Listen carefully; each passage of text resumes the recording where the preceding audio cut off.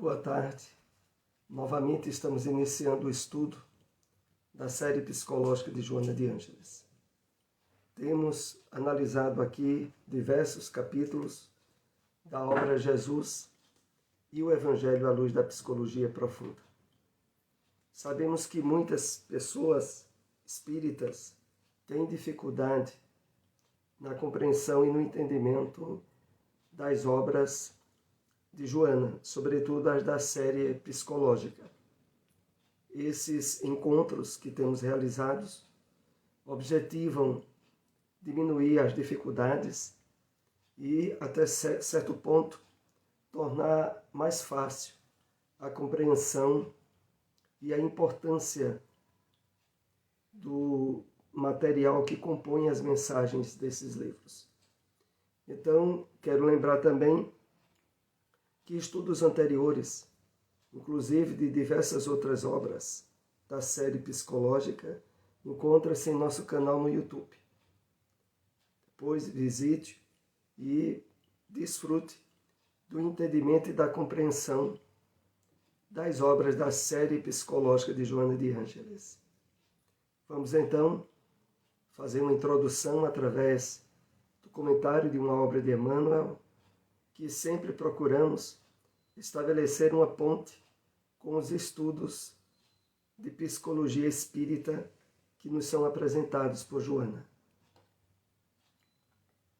Aqui temos um texto do comentário de Emmanuel, a carta de Paulo aos Gálatas, capítulo 5, versículo 13, que se encontra no livro O Evangelho comentado por Emmanuel, Cartas de Paulo. Separamos esse parágrafo. A mente humana, antes do contato com Cristo, o Divino Libertador, padecia milenárias algemas de servidão. Somente através da nossa voluntária rendição ao dever é que alcançaremos a auréola da liberdade vitoriosa. Então vamos aqui fazer alguns comentários que estendam mais a compreensão desse texto que nos foi fornecido por Emmanuel. E Emmanuel começa fazendo uma afirmação aonde, de forma taxativa, englobando todas as criaturas humanas que estão no planeta Terra, um mundo de provas e expiações, ele diz: a mente humana, antes do contato com Cristo, o Divino Libertador, padecia milenárias algemas de servidão. Vamos entender cada ponto de importância nessa frase. Primeiro, a de que nós trazemos, ao longo de inúmeras encarnações, no mundo aonde prisma o materialismo, a percepção da vida em termos imediatistas, e aonde, ainda nos dias atuais, o estabelecimento das atitudes e comportamentos das criaturas, às vezes de forma instintiva, quase animal, cria, através das atitudes em desarmonia com as leis divinas, algemas de servidão, com o desequilíbrio, com o vício, com o crime. E essas algemas não se quebram apenas por ter havido uma desencarnação. Não. Até o momento em que nós nos abramos a uma renovação profunda estabelecida pelo Evangelho do Cristo, nós estaremos arrastando correntes do passado delituoso. Estaremos num mundo de condicionamentos e de atitudes inconscientes e impensadas que resultam sempre em frustrações e tristezas, independente de religião a que estejamos ligados. Porque o trabalho de libertação profunda proposta pelo Evangelho do Cristo tem como por base fundamental e essencial a abertura da criatura humana ao trabalho de iluminação íntima, de despertamento de consciência. Isso que nós temos procurado estudar e compreender nas obras de Joana de Ângeles. Então, é necessário, após termos esse contato com Cristo, e sobretudo agora, com o Consolador prometido, analisarmos até que ponto ainda estamos submetidos a algemas de servidão, a atitudes e comportamentos dissociados das leis divinas, gerando sofrimento, frustrações e infelicidades. Por isso Emmanuel continua: somente através da nossa voluntária rendição ao dever. E aqui é importante frisarmos esse aspecto da palavra de Emmanuel. Voluntária rendição ao dever. A doutrina espírita nos propõe, através do seu conteúdo de revelação, um esforço de mudança de comportamento e de atitude que só tem qualquer validade se partir de nós, da nossa vontade íntima de renovação profunda. Porque fora desse aspecto, o que se tem visto ao longo de diversas escolas do cristianismo é o estabelecimento do comportamento farisaico, aonde o dever de fazer o bem, de renovar-se, só é cultivado quando está sendo visto por outros. Mas, ao não estarmos sendo vistos por outros, as atitudes de desequilíbrio, de traições, de mentiras e de crimes chegam a acontecer. E não é o fato de se dizer da boca para fora que se adese a uma determinada escola do cristianismo que essa situação é resolvida. Ela, de fato, só será resolvida dentro dessa abertura voluntária. E para ela, o Espiritismo nos dá todos os instrumentos indispensáveis. Constatação da imortalidade da alma, constatação da realidade das leis divinas, quer na Terra, quer em qualquer lugar do universo. Constatação da lei de amor, justiça e misericórdia. Certeza absoluta da reencarnação, como a doutrina nos coloca. Então, esses instrumentos, eles devem ser mais do que suficientes para estabelecer a base, o alicerce, no qual nós estaremos construindo, através dessa rendição voluntária, a abertura profunda com o Evangelho do Cristo, que é o objeto do estudo que estamos tendo da obra Jesus e o Evangelho à luz da psicologia profunda. Vamos então agora para o primeiro conteúdo do capítulo Amor Filial, que estaremos trabalhando nessa tarde. A constituição de uma família não é resultado de acidente biológico, mas de uma programação que lhe precede a estrutura física e social. É com esse parágrafo que iremos iniciar os comentários do capítulo 20, Amor Filial. Então, de uma vez por todas. Para toda e qualquer circunstância ou situação. A revelação espírita nos dá toda a base indispensável para eliminarmos, de uma vez por todas, a questão do acaso, da sorte, das situações fortuitas, que para muitos que enxergam o mundo apenas do ponto de vista materialista, acha que a vida na Terra é um jogo de sorte. E, inclusive, para aqueles que têm a perspectiva alicerçada no materialismo, os laços familiares são extremamente frágeis, volúveis, como, aliás, tem acontecido com abundância nos últimos anos. Aonde formar uma família e dissociá-la é apenas questão, muitas vezes, de incompatibilidade de gênios. Quando não, dos desequilíbrios morais que os cônjuges não conseguiram superar e abriram as portas para a dissolução daquilo que, do ponto de vista espiritual, não é acaso e não é acidente.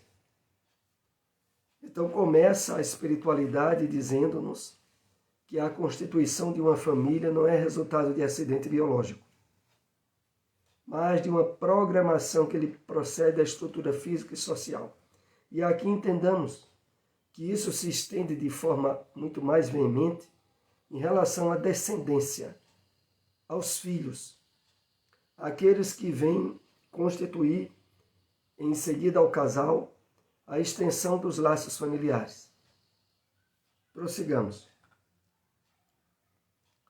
Os filhos, por sua vez, renascem através daqueles com os quais têm compromissos morais de gravidade para o desenvolvimento espiritual de ambos, de pais e filhos. Então, os filhos renascem através daqueles com os quais têm compromissos morais de gravidade. Então, ninguém que tenha os pais que não merece, que nasceu numa família errada, era para ter nascido em outra família. De forma nenhuma. Face às necessidades, muitas vezes provacionais, de sofrimentos. Reencarnamos em determinada família, com os pais mais propícios ao cumprimento das tarefas, à superação de provas, ao progresso espiritual que temos vindo realizar na Terra. E isso também tem certa reciprocidade. Os pais também têm os filhos que merecem. No sentido de dificuldades, de problemas, assim como de facilidades, de reconhecimento ou de gratidão. Ambos estão envolvidos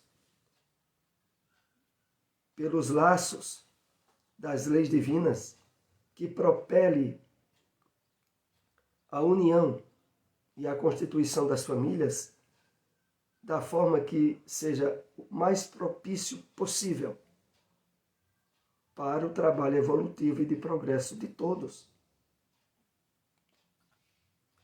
Desse modo, a vinculação pelos laços do sangue possui um significado expressivo do ponto de vista ético, que não pode ser desconsiderado. Então, esse texto é mais para reafirmar o que estávamos abordando, de que a vinculação pelos laços de sangue possui um significado expressivo. Do ponto de vista ético-moral, e que não pode ser desconsiderado, sem haver as consequências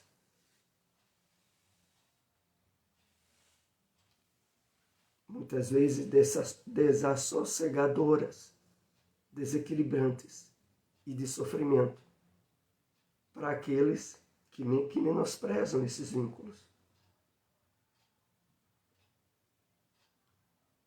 À luz do Espiritismo, como da psicologia profunda, as heranças do código genético impõem condicionamentos positivos ou negativos, a que o reencarnante se submete por necessidade de reeducação interior, de conquistas relevantes.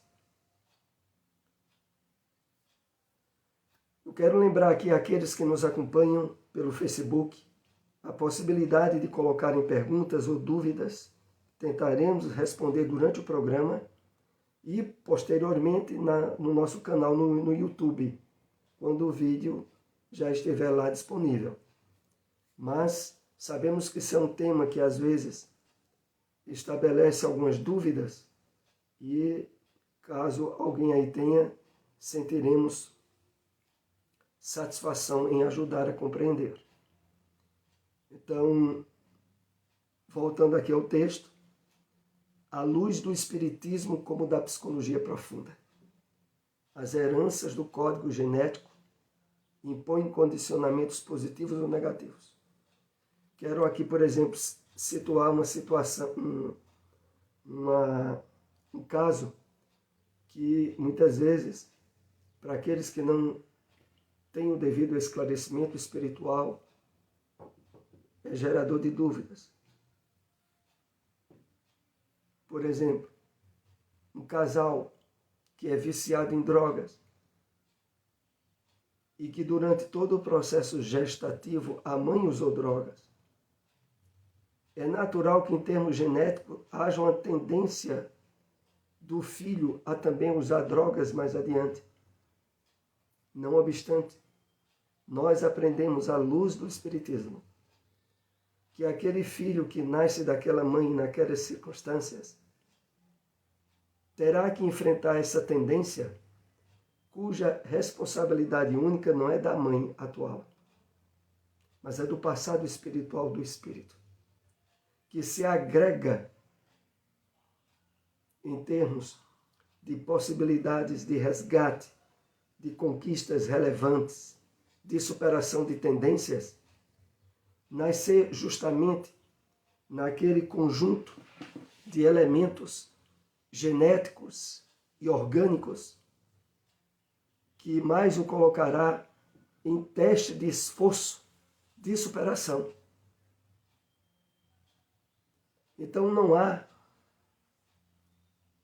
circunstância nenhuma aonde causas, quer adversas, quer também positivas, porque muitas vezes a constituição genética do pai e da mãe irão favorecer, em termos de facilidades, determinadas situações que os filhos vão vivenciar.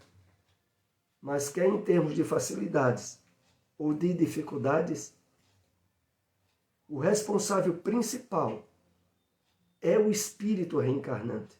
É aquele filho ou aquela filha.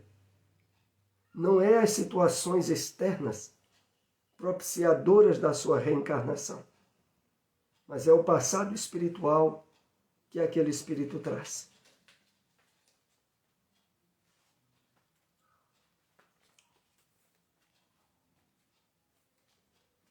Aqui há algum esclarecimento que se pede a respeito de adoção. Eu peço apenas para aguardar um pouco, porque nós iremos ter logo em seguida um texto extraído e que faz uma referência às circunstâncias de adoção.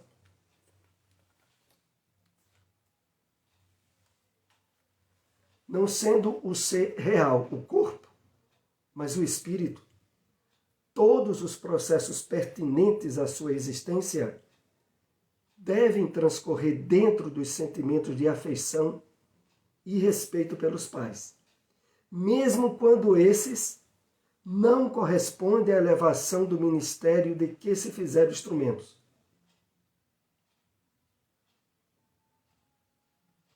Logo em seguida, nós iremos ter o enfoque a respeito das circunstâncias da adoção. Mas ainda voltando ao conteúdo desse slide, que é bem importante.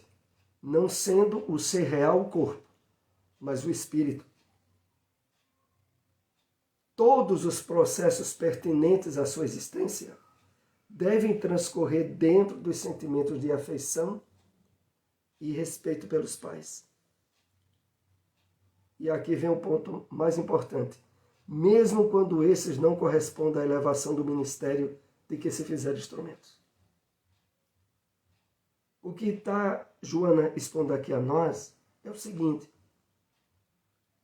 se o Evangelho nos propõe, no Sermão do Monte, a que devemos amar os nossos inimigos, orar pelos que nos perseguem, bendizer os que nos maldizem, muito mais pelos nossos pais, mesmo quando estes forem desequilibrados emocionalmente, mesmo quando esses dificultem, de certo modo,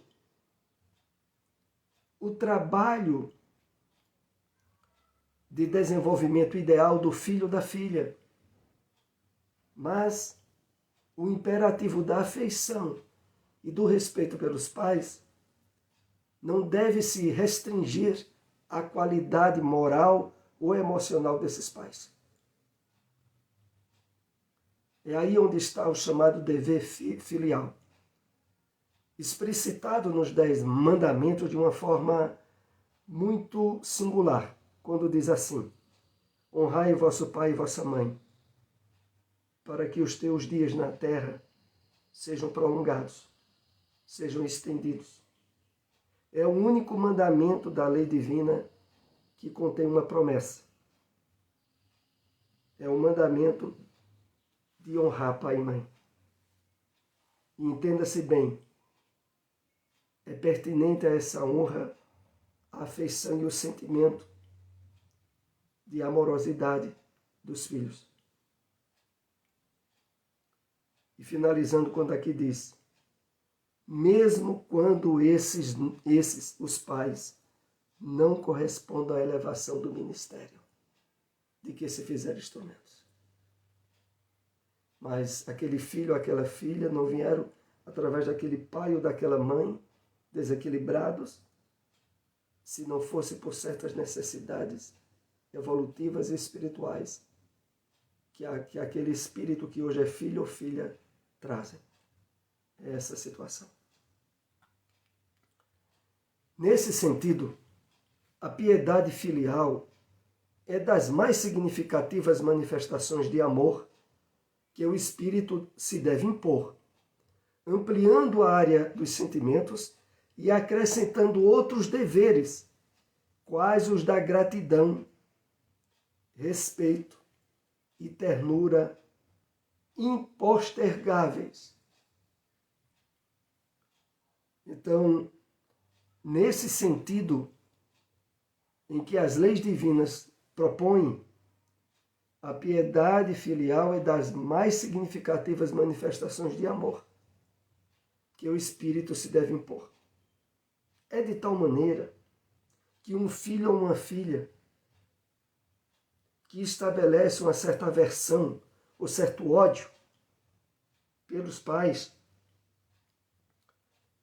abre brechas de desequilíbrio psíquico a nível de transtornos e de problemas que normalmente irão estabelecer um certo nível de sofrimentos e de dificuldades de acréscimo, do que, claro, se estivesse cultivando o perdão e o estabelecimento de sentimentos de afeição, se livraria. Então, na área dos sentimentos, e acrescentando outros deveres, quais os da gratidão, do respeito e da ternura impostergáveis, inadiáveis, que devem está sendo trabalhado e cultivado diariamente. O sentimento de gratidão, respeito e ternura. Vamos agora para o slide que ampliaremos o entendimento a respeito da questão dos filhos adotivos.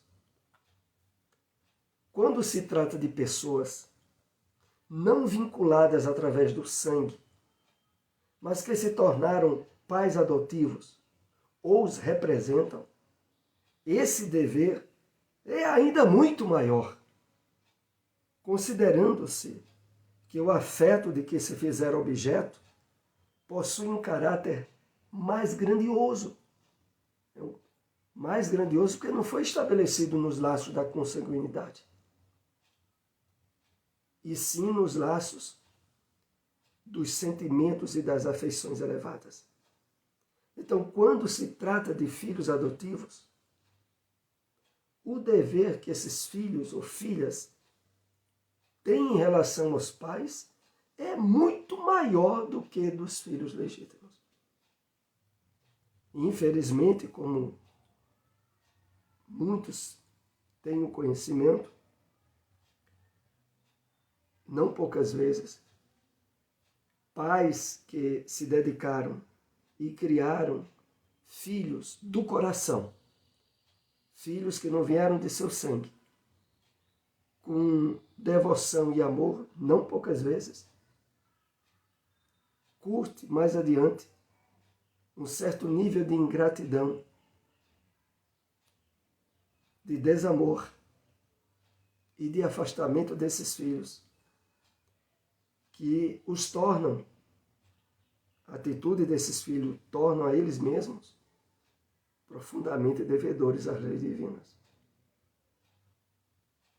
Não poucas vezes, também nas novelas e em filmes e na vida real, se tem aquela situação na qual um filho ou uma filha, ao descobrir que era adotado, se revolta contra os pais, contra a família que lhe dedicou muito amor, dizendo que foram criados na mentira.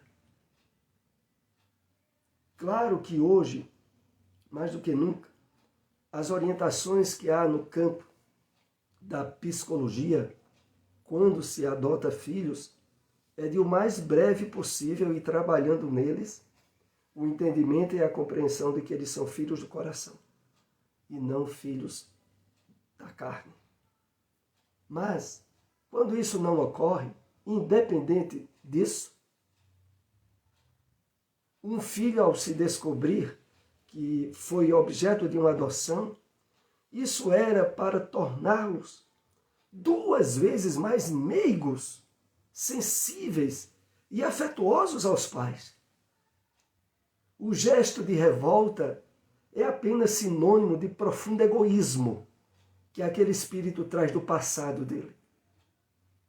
Egoísmo de tal monta que não lhes deu o direito de nascer em lares com pais legítimos.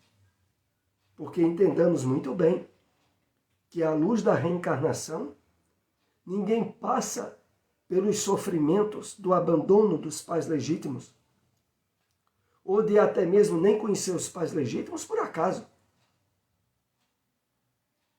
Há, para aqueles que vão estudando a doutrina espírita, o conhecimento de inúmeros casos cuja origem da provação de ter sido abandonado na infância foi o profundo egoísmo que aquele espírito já evidenciou em relação aos pais numa encarnação anterior. Foram tão egoístas e tão maus, na grande maioria, porque toda regra tem exceção, que não mereceram o direito de reencarnarem em um lar através da constituição consanguínea. É claro que não se aplica a todos os casos, mas é muito significativo isso. E mais evidenciador se torna quando o filho ou a filha, ao perceber que foi adotado, se revolta. é o atestado mais evidente do atraso moral e espiritual daquele espírito, que reiteradas vezes vem de novo, desdem a bondade e a misericórdia de Deus, que o permitiu reencarnar e ser acolhido em um lar. E agora, outra vez, aquele espírito reivindica o direito que julga ter e que, na verdade, não tinha.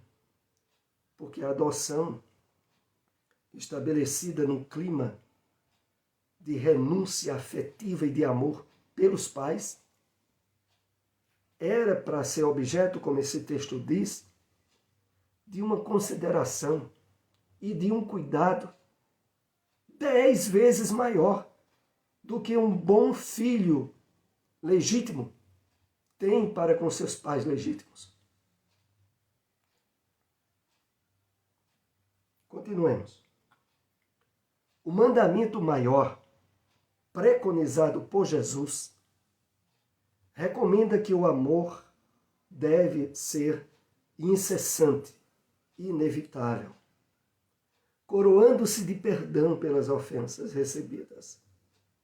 No grupo familiar, esse amor deve ser mais expressivo.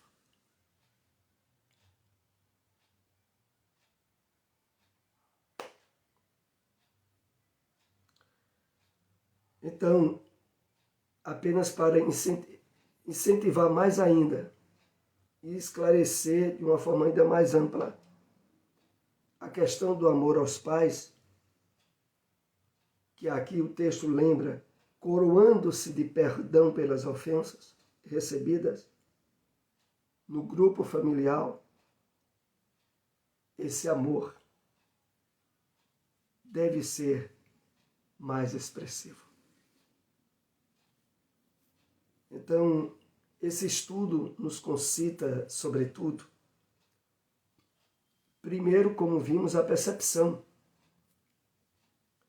e o entendimento das leis divinas que estabeleceram na formação das famílias os laços importantíssimos, cujas origens se prendem ao passado daqueles espíritos que estão convivendo dentro de um mesmo teto.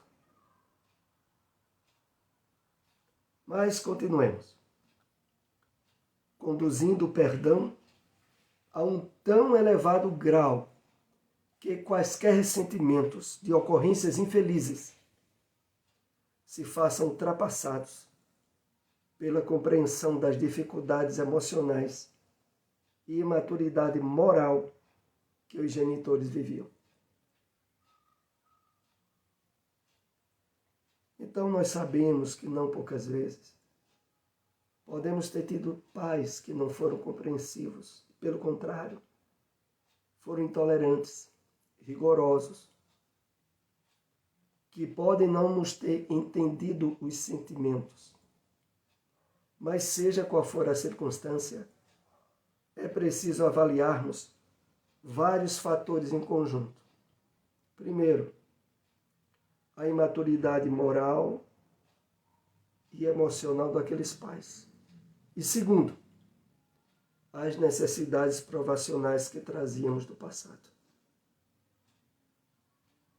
Ao ter pais difíceis e excessivamente rigorosos, podem ter sido o resultado de uma tendência natural que trouxemos em nós para curtir aquele tipo de prova.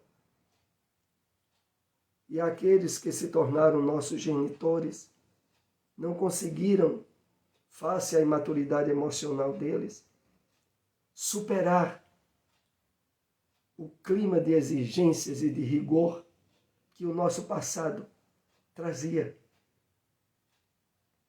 O convite é para que olhemos para eles mais como vítimas do que como algozes. É assim que aqui nos é proposto.